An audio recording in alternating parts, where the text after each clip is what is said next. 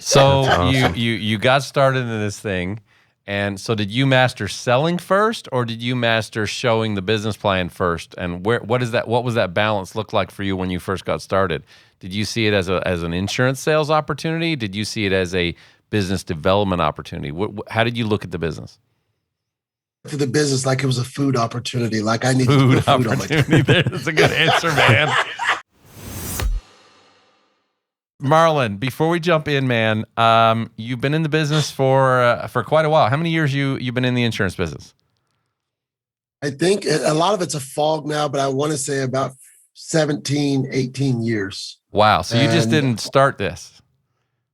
No. No, you've been in for a little while. You've been in for a little while. Yes. And from our stories, our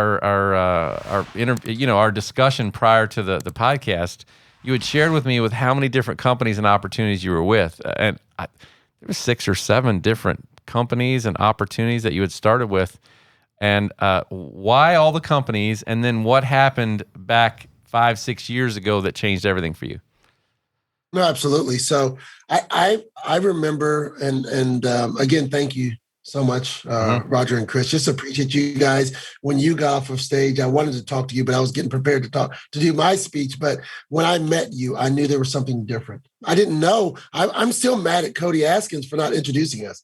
Like I've got a bone to pick with him because he should have introduced us. He should have known we were 2 power players, buddy. But or 3.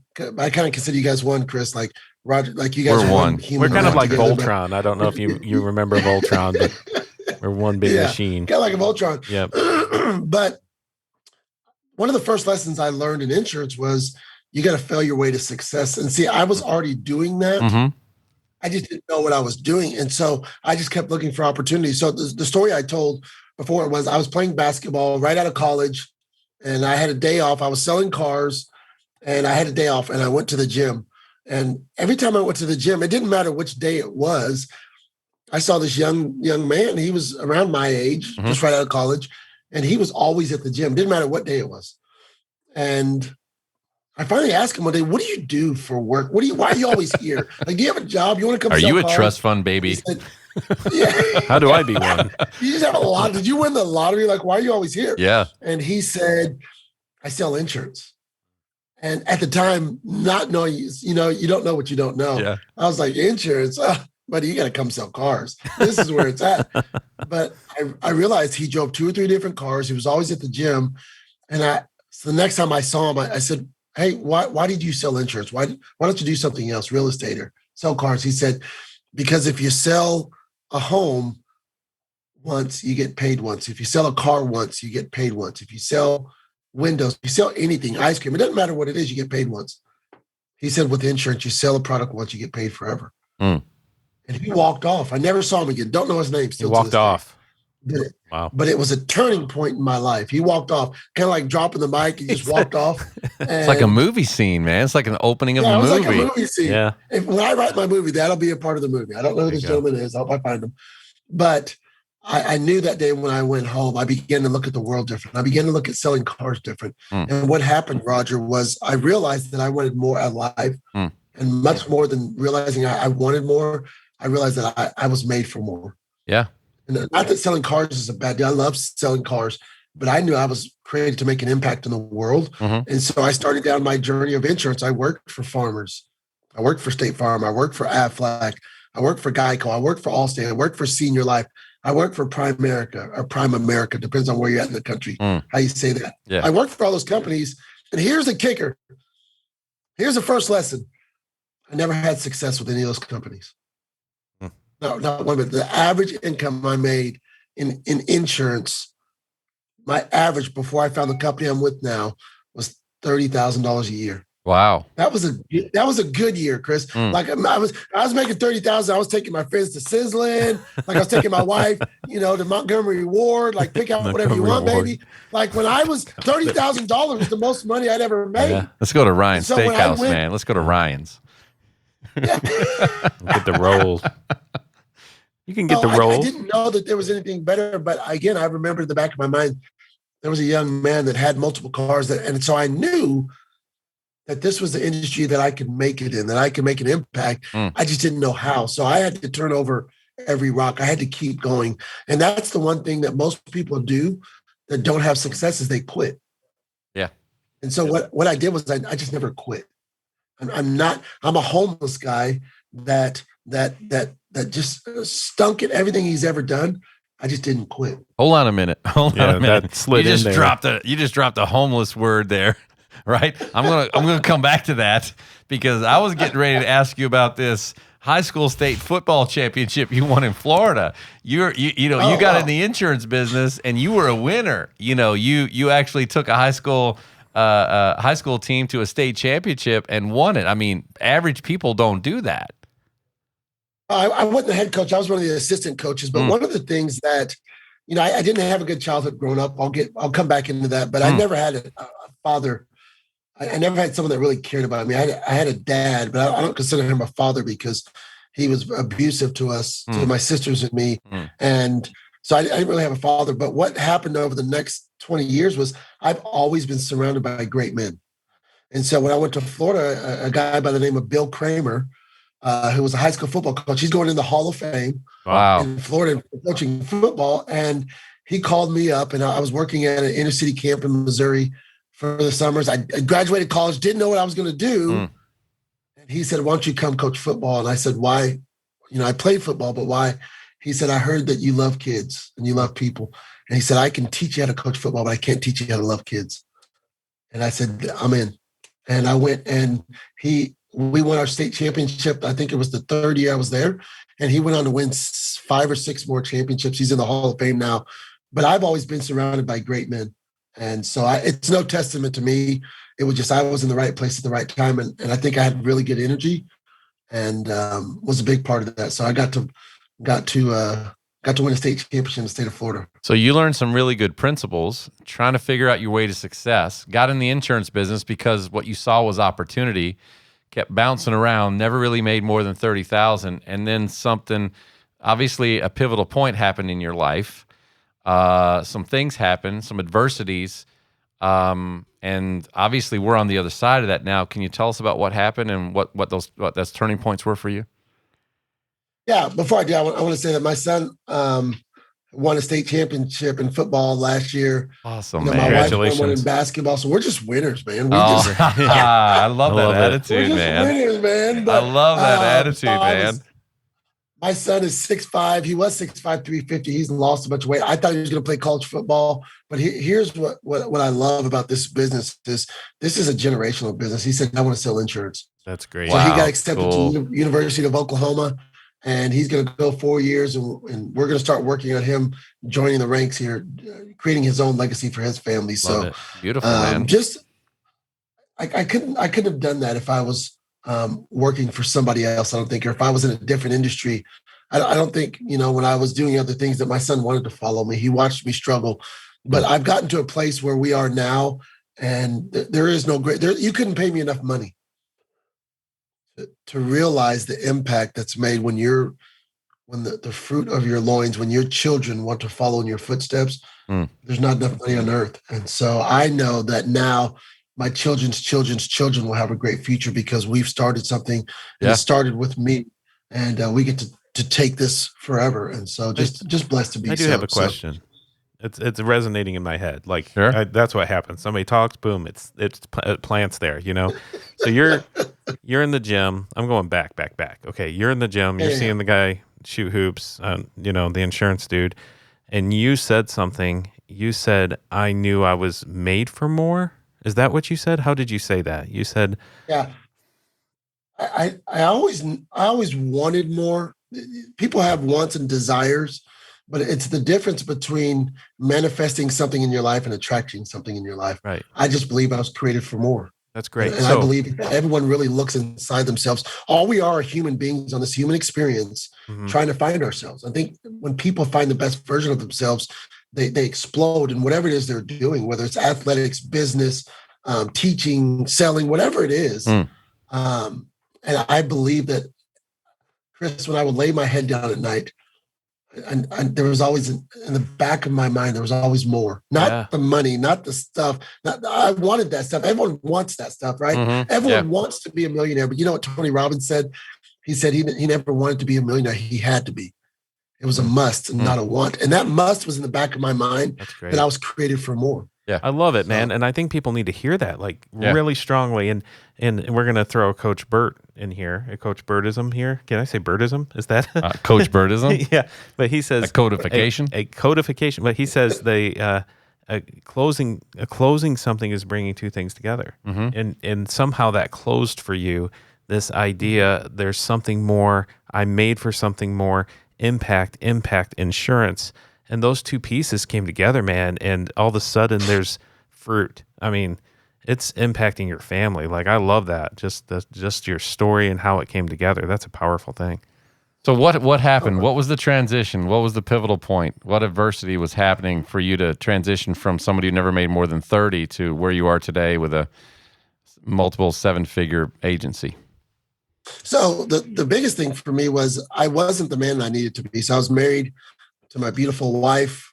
We had 4 children, and I was chasing money because I knew there was something more in me. I thought I was going after money, and that wasn't it. See, if you want to have more, you got to become more. Yeah. So I heard this a long time ago, that money never leads, it always follows. And so if money was following me, where would it follow me to? Because I wasn't going anywhere. I had to begin to go somewhere for money to follow me. Yeah. And so the adversity that I went through was, we all understand that marriage is hard. And so I was married. I wasn't a good husband. I was not. I wasn't a good father. I didn't have a good example of a father to pull from. So I was just doing it myself.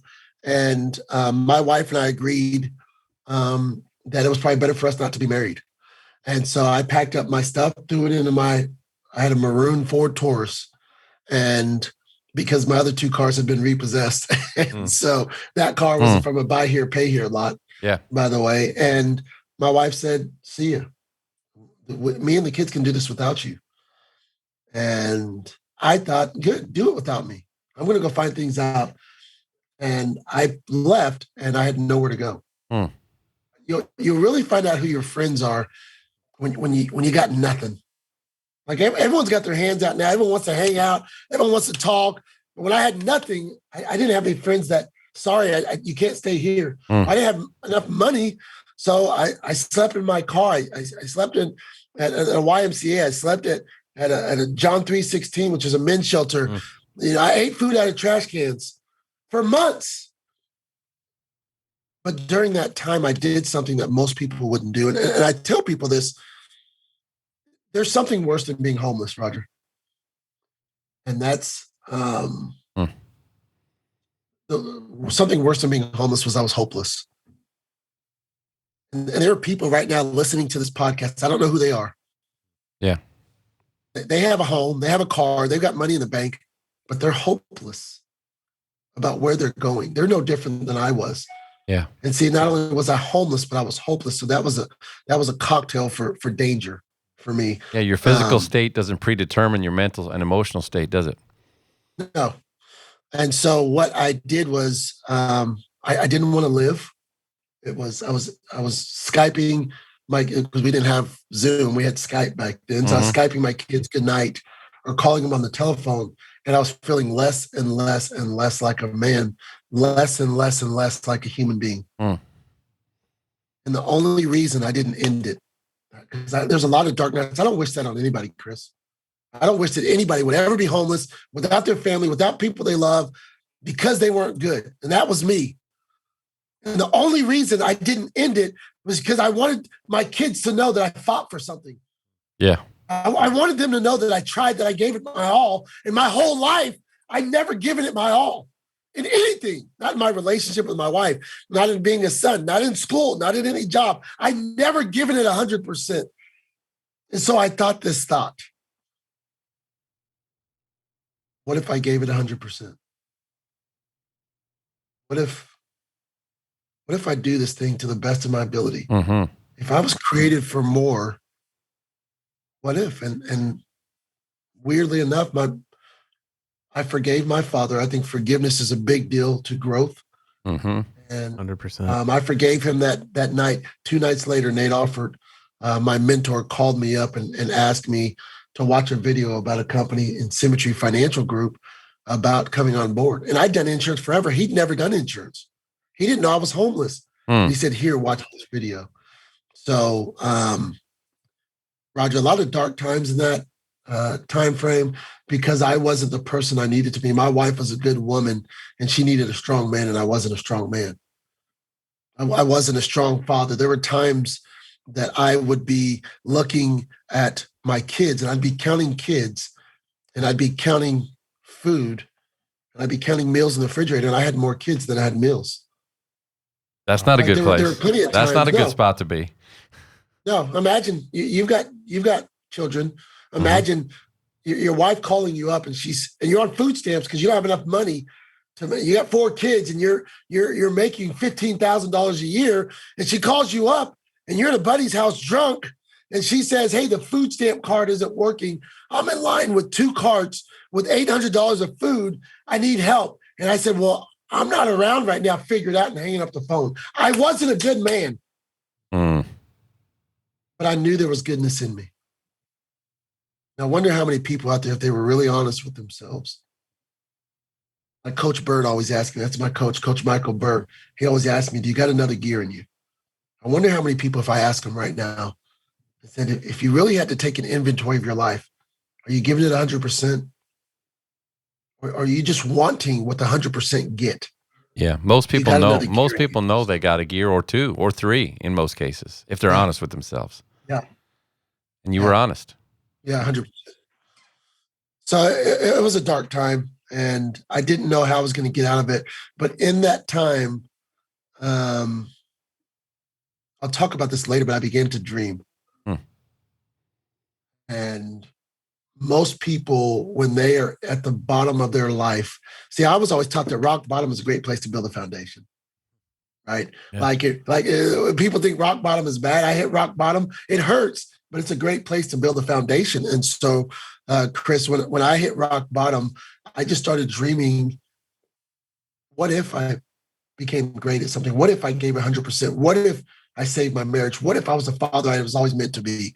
So I began to talk to myself and look in the mirror, in that rearview mirror, and talk to myself about how great I could be someday. Question for you in regards to that, and I appreciate that. That is a powerful question. What if? What if? What if? Nate shows you this video, and is that the spark for you? Was that the spark in the beginning of those conversations? And was that what brought you to be able to dream? Or was that just a catalyst and you were ready? You were ready for someone to give you a hand. I think it was a catalyst. I think I was ready for it. But what it allowed me to do, because when Nate called me, when I watched that video, I started crying. See, I was sitting on my buddy Brian Henson's porch because I was able to, he was letting me live with him and his wife. And I had been there for about 2 weeks. I wasn't paying bills. I was eating all their food. I was sleeping on the couch. I was making a mess. And so the only reason I was outside on their porch was because they were fighting inside about if I could stay one more night and one more week or one more. That's awkward. And so when Nate called, it was perfect timing. Yeah. Like, you know what kind of mental state that puts you in when you can hear people arguing about if you can sleep on a couch or a bed? What do you think that does to your self-image? Man. And Nate Auffort calls me up, and I watch the video, which I tell people it's weird because I was homeless, but I still had a phone. I think it was a Cricket phone, but I watched the video and Cricket. And we are not I really sponsored by Cricket. Crying because I thought for the first time in my life I had hope again. Hope. Yeah, hope. Yeah, I had hope that this company could take me somewhere I've never been. That this company, because it can allow me to become the person I was always meant to be. This company can add value to me, and I can add value to it. So I started crying. And what I did next, I'll never know why I did it, but I called my wife and I said, I'm coming home. And she said, no, you're not. and I drove home, and I lived in the driveway for another week and a half. And I told her, give me some time to prove to you that this will work. See, I fought for my marriage. Good for you, man. See, that's what's wrong now. I don't think people are willing to fight for what they believe in. I think that a lot of times before I got involved in symmetry and before I started doing personal development, I'd get on social media sites and I was brave behind a keyboard, but it takes something to fight for what you believe in. Yeah. And I believed in that family. I believed in my wife. I believed in being a father. And so I went home and I fought for it. and I was able to salvage my marriage. My wife was so gracious. Give me another chance at life. See, I believe that everybody deserves a second chance in life. It's my core belief. And I have that belief because my wife taught me that she gave me a second chance at life. So I'm forever grateful for her. She's the best wife that's on the planet Earth. And, I'm going to send her the link to this episode first. Please do. That was a plug for my life. So awesome. you got started in this thing. And so did you master selling first, or did you master showing the business plan first? And what was that balance look like for you when you first got started? Did you see it as an insurance sales opportunity? Did you see it as a business development opportunity? How did you look at the business? To the business like it was a food opportunity. Like I need food opportunity. That's a good answer, man. There's that smile. Look at that. Hey, Austin here with Life Insurance Academy. We hope you liked this video. If you did, give it a thumbs up and make sure you hit the subscribe button.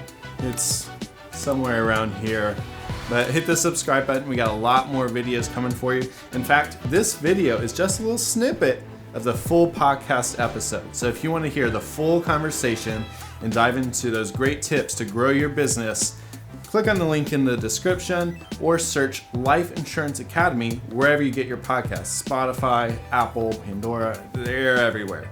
But thanks so much. We'll see you in the next video or on the podcast. See ya.